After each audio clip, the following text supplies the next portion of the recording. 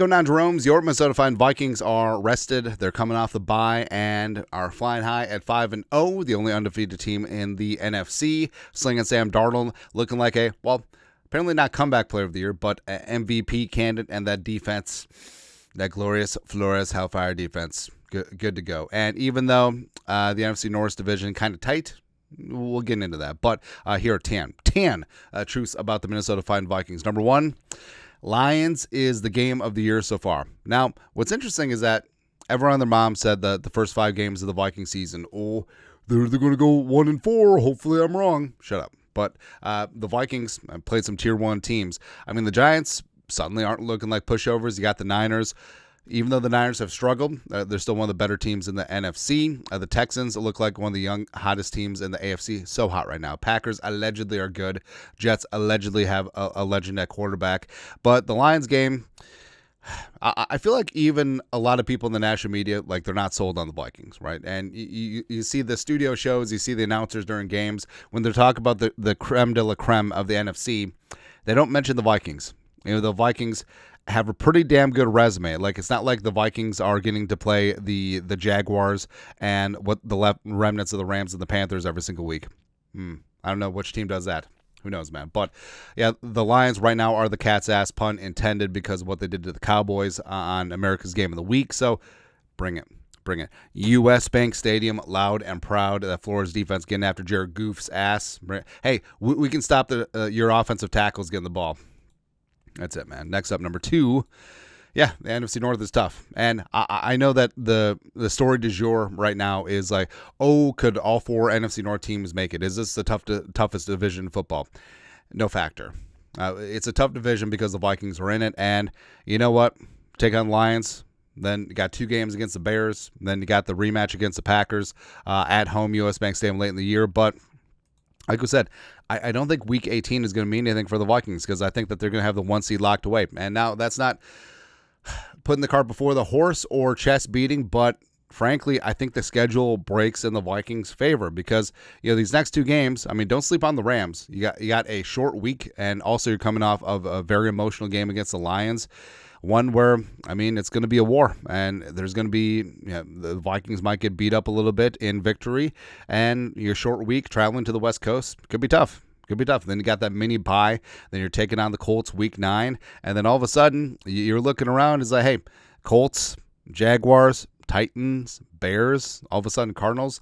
Now, you don't overlook any single team in the National Football League, but you look at what, say, the Bears have done against the Jaguars. Congratulations, as well as the Titans, right?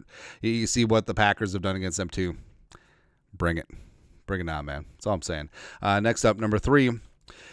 The early bye could be a good thing, because even though when the schedule came out, it was a pain in the ass that the bye was so early, the Vikings had a myriad of issues, of injuries that they needed to get healed up. And also a couple of issues, especially like second half offense, which we'll talk about. Also, special teams, parts of it are wrecks right now, notably punting and punt return. All right, so they're going to have a lot of things to get cleaned up. And, yeah, I mean, obviously it would have been nice to have a later bye, but now I think it might be the best time for it, because, yeah, you're 5-0, which is great, but frankly, you got humbled in the last 2 games, and you can turn that into motivation, you can turn that into discipline, and the Vikings, with this Lions game, you have a great way to launch yourself into the rest of the year. And I frankly, I think that it came at the best possible time. Number 4, Aaron Jones is the key to the offense, right? So you hate to say it, but an older running back who's never been a workhorse, who has had health issues in his past, like, he is the straw that stirs the drink on offense, because being able to run the ball sets up second and third and shorts, keeps play action viable. And once your defenses bring a guy down from 2 deep safeties, all of a sudden, like, Justin Jefferson, Jordan Addison, fun time, right? So Jones, they got to figure something out, whether it's Ty Chandler stepping up or they trade for a running back, Travis Etienne, Damian Pierce, Nick Chubb.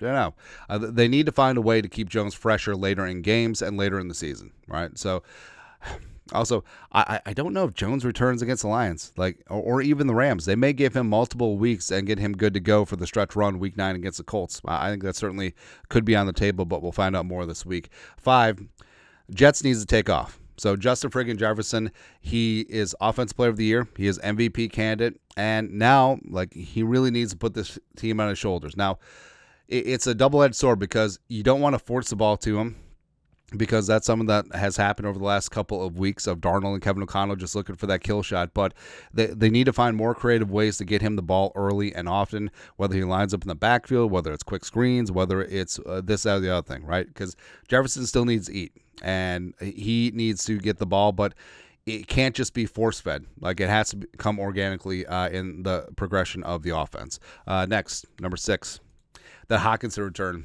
is going to be huge. The Hockenson return is going to open everything up, man, because the problem is a lot of teams were bracketing Justin friggin' Jefferson, playing 2 deep safeties and just taking away everything deep. But, hey, you can still do that, but that middle is soft. It's marshmallowy. Now, Josh Oliver, Johnny Munt have done great as receiving options without Hockenson, but Hockenson is an elite tight end, and he is going to tear that ass up. And, yeah, Darnold hasn't worked with Hockenson yet because Hockenson's been off to the side in training camp. Practice, they've had a couple of throws, I guess. But this is going to really open things up because that's something that's missing for the Vikings is just that over-the-middle safety blanket. And Hockenson, I feel, is going to be a very high volume. And guess what? After teams are sick of getting paper cut to death by Hockenson, all of a sudden you're singling up Jefferson or Addison on the outside. Darnold, boop. Best deep ball in the game right now, man. Absolutely. Next up, number 7. Kevin O'Connell needs to figure out second halves. So the offense basically went inert in the second half against the Packers. Good thing they built up a 28 points in the first half. Same thing against the Jets in the second half. Only put up 6 crooked numbers in the scoring column. So they got to figure something out because over the last 2 second halves they haven't put together a touchdown drive.